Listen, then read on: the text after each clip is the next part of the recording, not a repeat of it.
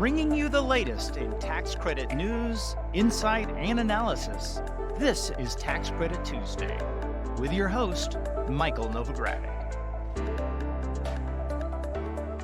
Hello, I'm Michael Novogradac, and this is Tax Credit Tuesday. This is the May 7th, 2024 podcast. As those of you watching on YouTube can see, I'm here today with my partner, Tony Grappone. And this is going to be the latest installment in our monthly Renewable Energy Tax Credit Finance series. We launched this series last year to keep you updated on renewable energy tax credit financing news, trends, and strategies. Also, we do have a playlist of all those episodes in this energy series. It's on YouTube. I do encourage you to check it out on our Novogradac channel. I will share the relevant links in this episode's show notes so you can find it with ease. With that said, let's turn now to our topic today. It's a very hot topic in renewable energy. And this is how to qualify for the 30% investment tax credit. Now, many of you may be thinking, I thought it was 30%. So I want to give you some technical information. The Inflation Reduction Act of 2022 actually reduced the base rate of the then 26% down to just 6% for renewable energy projects. But as you likely know, the industry operates as if it is 30%. And that's because some projects are automatically eligible for the higher 30% rate somewhat automatically. However, most renewable energy projects are only eligible for the 30% rate if they satisfy two criteria. So what are the two criteria? One is prevailing wages are paid. The second is an apprenticeship program is in place. Now, these are the two requirements that are the subject of today's podcast. The prevailing wage requirement, as you likely have discerned, mandates that laborers or mechanics who work on the construction, repair, installation of an energy facility are paid the prevailing local wages as determined by the Secretary of Labor. Now, the apprenticeship requirement mandate that the developer or project sponsor hire a minimum number of apprentices, perform a minimum number of hours in building and installing or repairing a renewable energy facility. Now, as you can obviously tell, meeting the prevailing wage and apprenticeship requirements are crucial for renewable energy projects. Very few are financially viable with just the 6% credit. I'm not aware of any that have operated using the 6% credit. And those of you who are watching on YouTube can see Tony shaking his head. No, there aren't any, or at least none that he's seen. Because as a good tax advisor, the first thing you would be saying is, why are you doing that? And for that reason, the need to build a deal so you can get 30%, investors and financiers are trying to find means to get comfort that the projects that they invest in are going to qualify for the 30% credit by satisfying these prevailing wage and apprenticeship requirements. We at Novogradac have developed a service to help sponsors and developers, and most importantly, tax credit investors, gain comfort that their energy project will be able to satisfy the criteria for the 30% credit. And it's that service we will discuss today. I first want to cover the basics of prevailing wage requirements and the apprenticeship program requirements, and then go into the service that can give some level of comfort to investors as to the ability of the given project to satisfy those requirements. That's a lot we want to cover today. So if you're ready, let's get started. Tony, welcome back to Tax Credit Tuesday. Thanks, Mike. I count, and hopefully it's accurate. This is your 14th appearance on the podcast. Okay, so am I the most frequented guest speaker on your podcast series? I don't know if you're there just yet, but given the repetition at which you're coming back, I'm getting your there. sights set. Exactly. Nervous. Now, our regular listeners certainly probably know you well by now. You do chair our annual fall Renewable Energy Tax Credit Conference, and you also help lead the Novogradac Renewable Energy Tax Credit Working Group. That said, for our listeners, our newer listeners and viewers, please provide a brief introduction and discuss some of the ways and the services you provide to our renewable energy clients. Sure. Great. Thanks, Mike. Yeah. So I like people to know that I oversee three different types of service platforms here at the firm for renewable energy clients. One is with respect to what I call transaction advisory services. That makes up like financial forecasting, cost segregation services, and kind of related consulting services that kind of wrap around cost segs and financial models. Okay. Another platform I oversee is financial statement audit services and kind of related financial reporting matters. And then lastly, I oversee a team of professionals that specializes in preparing tax returns. And so I like the industry to know that if they need something related to those three platforms, reach out to me and I can help them get plugged in with the right professionals here at the firm. Great. Thank you for that, Tony. And also, I should mention to our audience that Tony and I will both be at our spring Renewable Energy Tax Credit Conference later this month.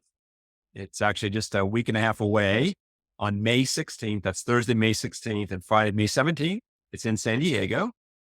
And we also have on Wednesday a project finance primer session. That's a great session for those new to renewable energy finance or those who just want to get a refresher course on renewable energy finance. And there's lots of 202 issues discussed there as well as a 101. So it's really a primer and beyond. And the good news for those of you that really enjoy getting advice from Tony, he's moderating it. That's right. That's right. So, Yeah, I'm glad you mentioned. Yeah, I appreciate you mentioning the the primer that sort of takes place the day before the main conference. That primer is really it's like a classroom type of setting, and it provides a lot of really good, useful hands-on learning opportunities.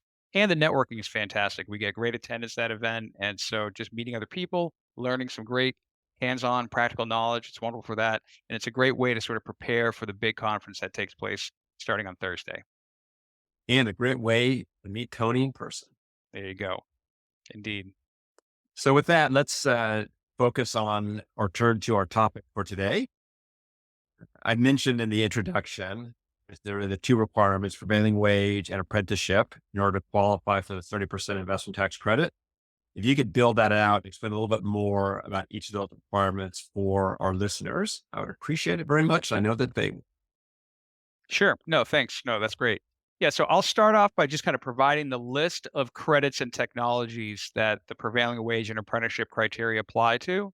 And then after that, I'll shed some light on a couple of exceptions to the PWA criteria. Okay. First, I'm going to run through credits and a deduction that are subject to both the prevailing wage and the apprenticeship criteria. Okay. And that list is as follows. So, first, you've got the production tax credit and the investment tax credits that you find under sections 45 and 48, as well as their tech neutral versions that fall under 45Y and 48E. And so, when you think of the production credit, most people associate that with, wind, biomass. And so those fall under 45 as well as other technologies under 45. And then when people usually think of section 48, they're thinking of the solar energy credit or the battery storage credit, fuel cells, and so forth. Other credits and technologies that, need to meet the PWA criteria include the alternative fuel vehicle refueling property credit under section 30C. You also have the credit for carbon oxide sequestration under 45Q. You also have the clean hydrogen production credit under section 45V, as well as the clean fuel production credit under 45Z. You also have the advanced energy project credit under 48C.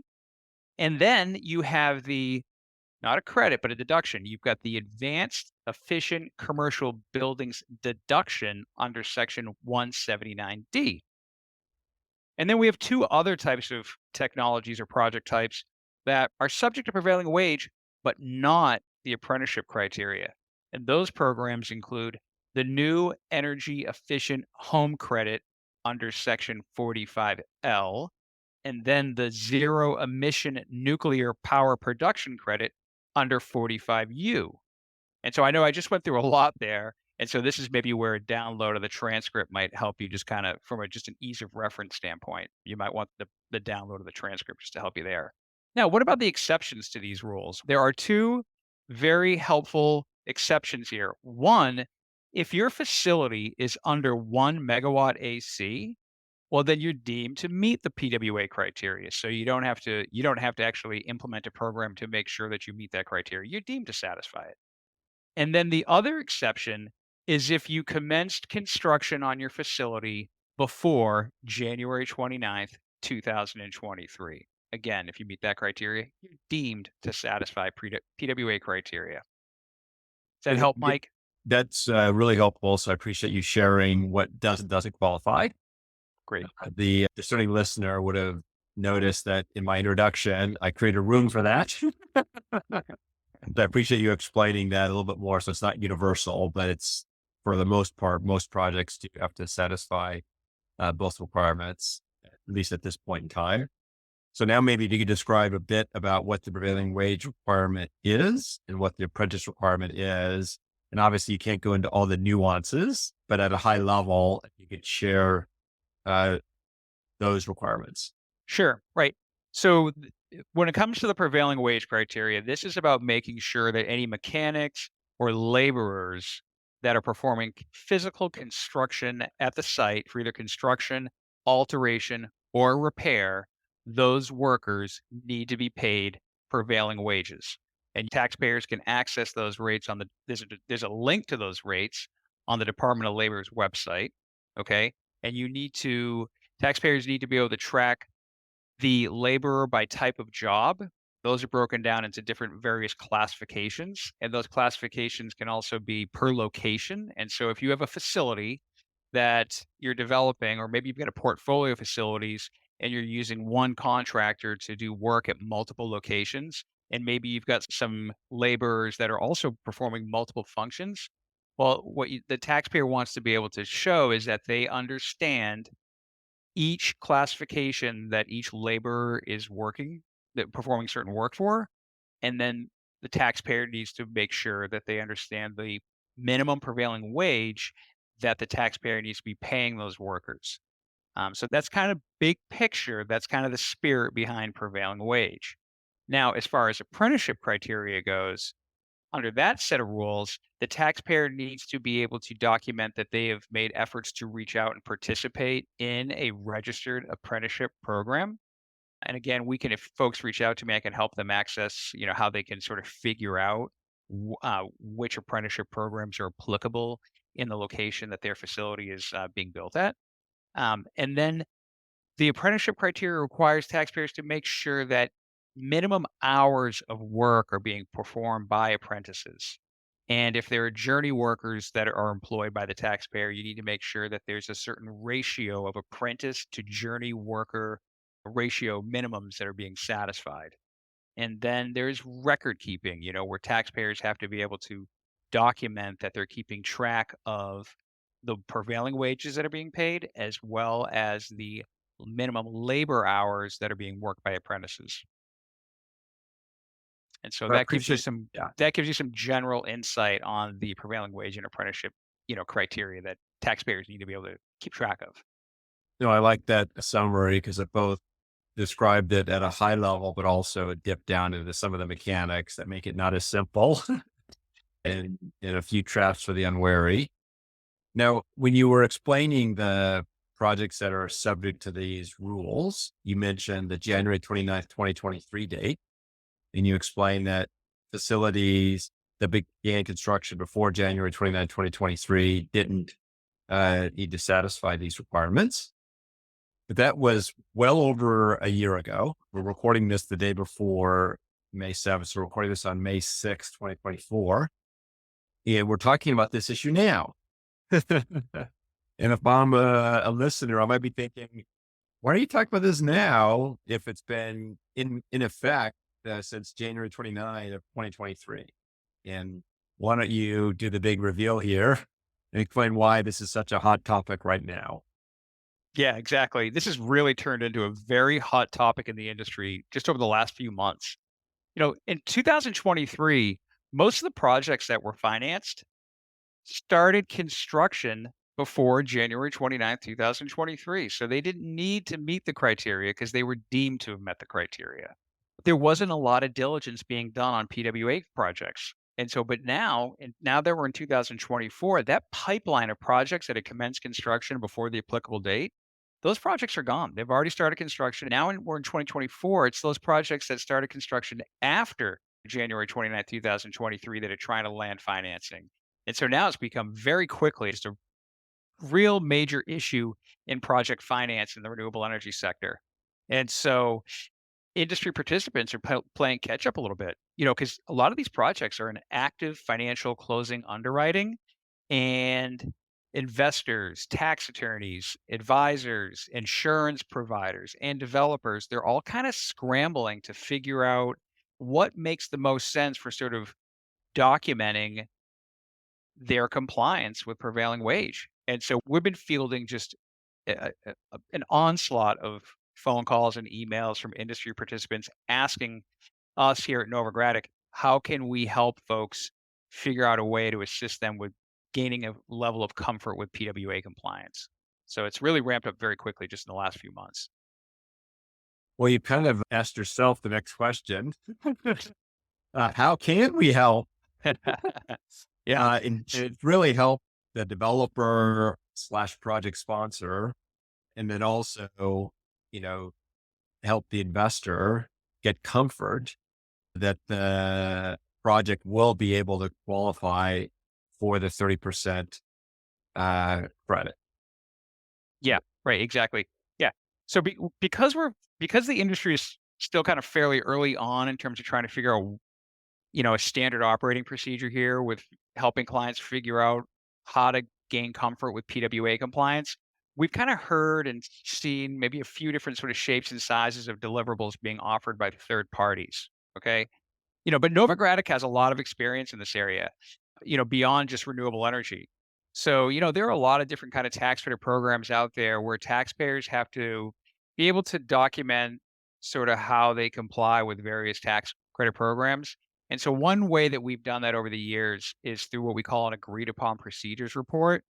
And, the spirit of an agreed upon procedures report is it helps the users. And in this case, the users would be, the developer and most likely the tax equity investor, and it helps those of the users, and the agreed upon procedures help those users figure out the degree to which they're complying with various rules. Okay. And so one of the nice things there is the users get to dictate what those procedures are. And so there's a lot of discretion there. There's some subjectivity. And so because the users determine what the procedures are, the users can decide if they want to go, belts and suspenders or very exhaustive and do a very deep dive and try to, get a high degree of comfort, or they can go lower. And sometimes parties are, depending on just their inherent comfort level with each other, sometimes they do fewer procedures and then maybe they're looking for a lower degree of comfort.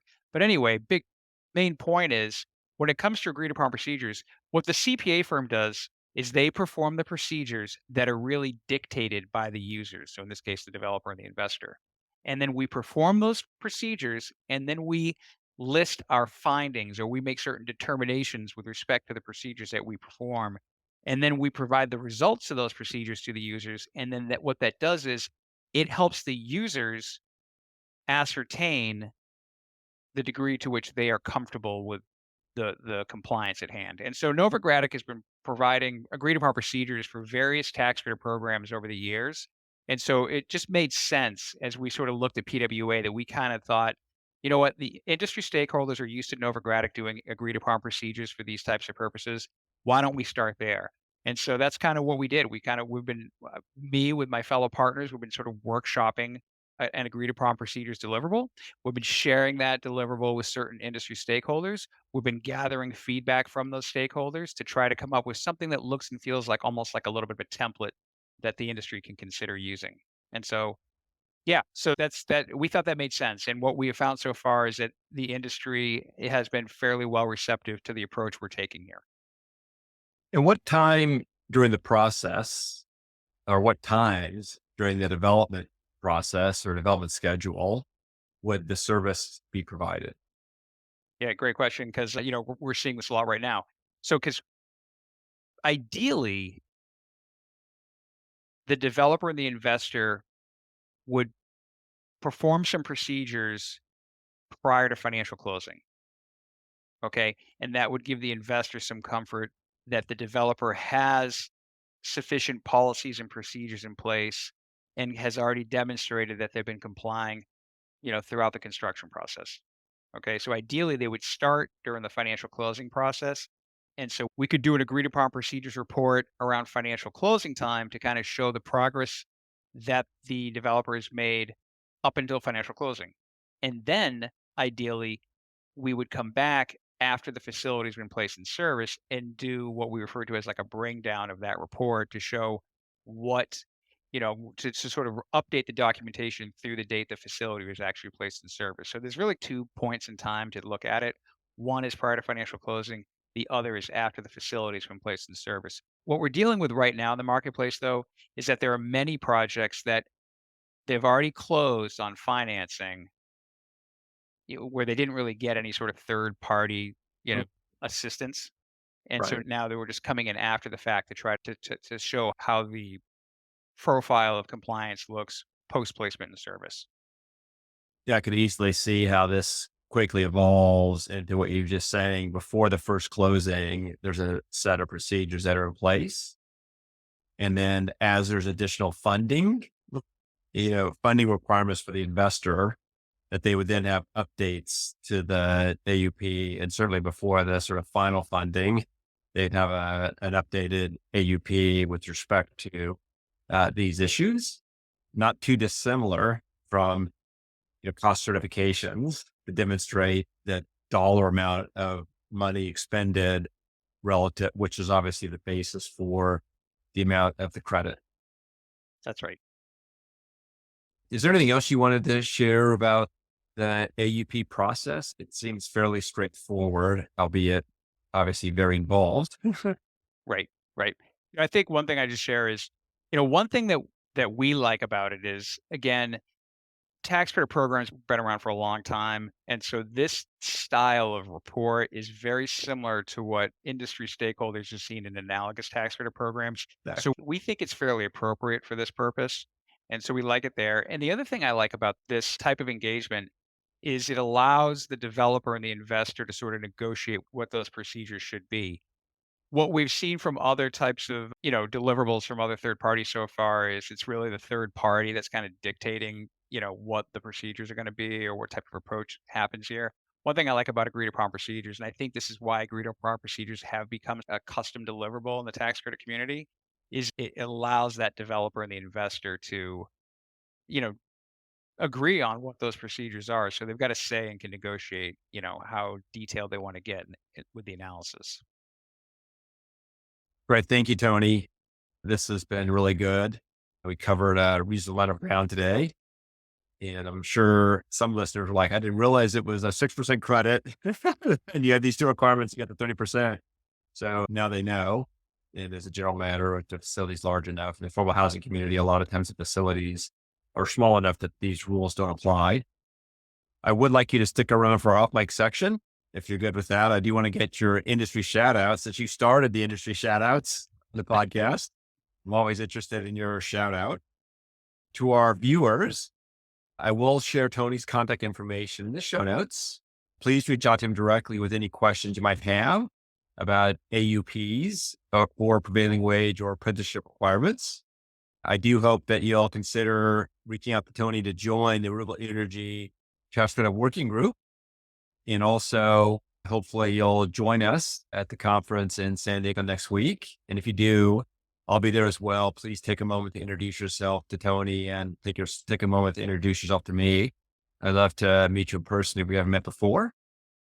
I'll also remind you that we do have the dedicated playlist on the YouTube channel with all of our episodes in this series.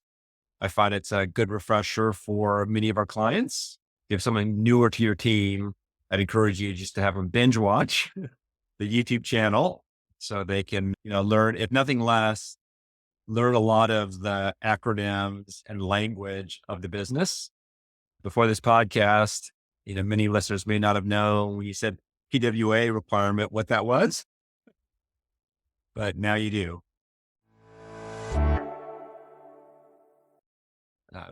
And with that, let me turn to our off mic section.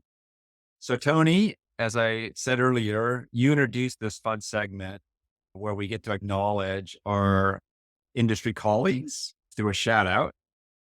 So I'm anxious to hear when we prepare for the podcast, we prepare the questions and things of that nature, at least the general trend. We talk about what we want to cover, but we don't talk about, you never reveal your shout out.